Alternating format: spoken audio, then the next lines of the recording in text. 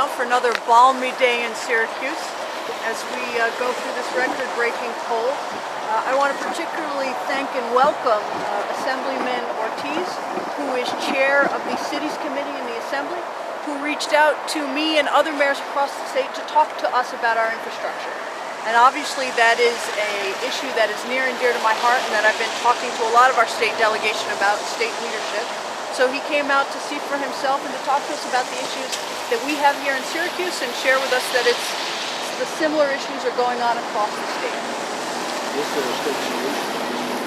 Well, I would say that this is a very interesting time for my life to be the chair of the Cities Committee as a result that a lot of issues is happening at the city level. I do believe it's a solution for everything in life. I do believe that we will develop some plans, and one of the new initiatives that I would be looking into is to see if we can put a $2 billion bond to agent infrastructure throughout the state of New York. You know, as the mayor stated, this is not the only little pothole that we have in Syracuse, but around the 62 municipality, we have problem with infrastructure.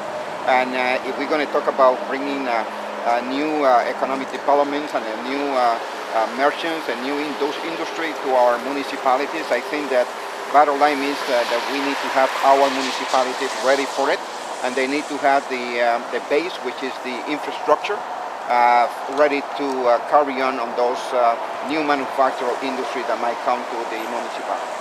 So you can see why we're so thrilled to have the Assemblyman here, because he believes, like we do, wherever there's a problem, there is a solution, when like-minded people can get together and focus on it. So, Assemblyman, with this bond act, is your goal to have it for this year? I will be working very close with my colleagues in the Assembly and the Senate, but my new friends in government, which is the mayors of the 62 municipalities, hopefully that they will be agreed, that will be a partnership on this bond act. We know is a big need for it. It's like how can you talk about education? And people say, well, I'm giving you $100 million for education and you don't want to take it, right? So this is the same thing about the infrastructure. We need to talk about the fundamental aspect of the infrastructure, which is economic development, job creation. If we put a $2 billion bond to our voters, I will tell you that there's a big possibility that we'll be able to say, well, I'm going to benefit from that as well. And my city is going to benefit from that, because at the end of the day, it's about to ensure that our infrastructure is ready for the new industry and the new manufacturing and the new economic development that will come to our cities. And I think it's important that the governor listen to this, and the speaker and the president of the Senate, and get the support that we need in order to get it done. Mayor, your predecessor once estimated the cost of replacing the city's water piping system at about $1 billion. That's one city. $2 billion statewide. Is that any more than just a drop in the bucket as far as the spend?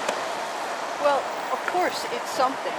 And what we're saying is, if you say that this is an important problem that needs a solution, we'll figure out how to make it work. And what I was so pleased about the Assemblyman coming here today, we had a long discussion about how you can't create jobs unless you have an infrastructure that works.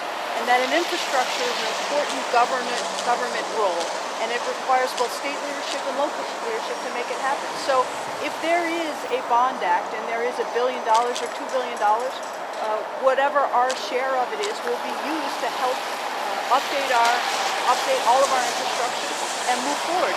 And the beauty of the times that we live in is that technology is moving so fast that what we thought we could do a year ago becomes dramatically different and better a year later. So we think that any money will help us with the problem that we have, and that's what we're looking forward to, making progress.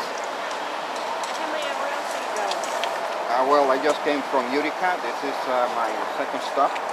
We hope to go to Rochester and Buffalo and meet with the mayors and continue my visit, my tour, to learn more about local government, local municipalities, and with the understanding that municipalities is similar to small businesses. You know, they are the base and the fundamental base of any job creation, especially for the municipalities. We don't have them, we cannot have the small business. the reason I'm taking all this on the go and learning as I go around the state. I hope that I will continue to get support from my donors and other initiatives that we will be working on together. So, when could you potentially see money here in Central New York, here in Syracuse through this? Well, look, I have been working with the state delegation, both Senator DeFrancisco, Senator Valesky, Assemblyman Magnarelli, Assemblyman Roberts, about the request that I put in for infrastructure money and capital money on an emergency basis. They have been extraordinarily supportive, so I'm hopeful that that will be part of the budget process. But a bond act, I'm going to be working with the Assemblyman to push forward, because regardless of how much money we get now, this is going to be a continuing problem for Syracuse and all of New York State. Now, bond act, the state will borrow the money and then give it to the cities, or allow the cities to borrow? No, it would be I'll let the Assemblyman, it's his expertise. Will be the city to get it. I'm sorry, what? Will be the city to get the money, and I don't expect that should be any payback. Hopefully, we will work together to ensure that the cities will get the money accordingly that they need, according to the needs of the municipality. So how do you, I mean, everybody's got problems. How do you determine who gets what? Well, I understand that everybody has problems. That's the reason why I'm working very close with the 62 mayors. It's up to them to make their own priority list, and for us to begin to deliver it accordingly. So what's on your list? Well, you know what's on my list. You saw the letter. We're standing in front of a hole. You know it's on my list. The question, I think, the probably harder question for every mayor is, what's on the top of your list? Because we all have lists that go on and on, from infrastructure to pre-K to making sure we have an adequate educational foundation funding, to making sure we provide health care, and all of those issues that we care deeply about for the citizens of our cities. But when you say, okay, well, you have to have your top three, that's when it becomes extraordinarily difficult, and that's why I'm thankful for the Assemblyman to be here to say that he's offering a helping hand to us and trying to help us solve the problem. Let me just say that the bonus is strictly for aging infrastructure. So it's not a game to be played here about being using it for something else. So it's completely earmarked, and the only way I will support it and continue to work on this particular bond act is to ensure that the municipality will get the money for the infrastructure, not for other dams. How likely is this bond act to get traction this year? The governor started to propose the bond act to pay for infrastructure. Well, we always expect to be one per year, but we have more needs than one per year. And I think that in order for us to really enhance what the governor is talking about, manufacturing industry, economic development, I think it is more important right now also to think about giving the municipality the infrastructure that they need in order to attract those businesses. Businesses are not going to come to the municipalities, but they have to begin to fix somebody else's problem. So that problem has to be fixed before those people come here, even though they want to invest probably $100 million, $200 million. They want to invest that for the infrastructure of their own benefit, for their to create jobs, not to fix the source that they probably need to be connected to. So I think that's our responsibility, or government responsibility. So what kind of challenges do you see that for getting this done, and how do you plan to overcome them? Well, I think that the challenge is already over. I think that the opportunity that I have is like Mayor Miner and others are coming together.